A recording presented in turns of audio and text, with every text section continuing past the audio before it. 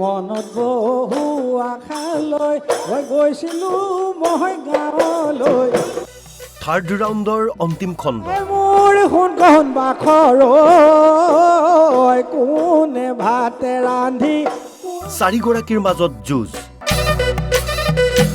eliminate হ'ব দুগৰাকী তেনেহ'লে এইখন মঞ্চৰ পৰা দুগৰাকী প্ৰতিযোগীয়ে বিদায় ল'ব কোনে এৰিব লাগিব মঞ্চ গুৱাহাটীৰ দিশা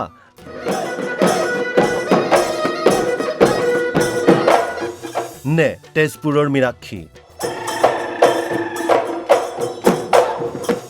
লখিমপুৰৰ ববিতা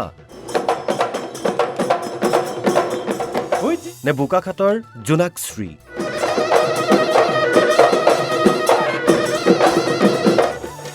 এলিমিনেশ্যন ৰাউণ্ডৰ শুকুৰবাৰৰ খণ্ড নিশা 7:50 পুনৰ সম্প্ৰচাৰ দিনৰ 1 বজাত আৰু নিশা 11:30 বজাত কেৱল NB নিউজত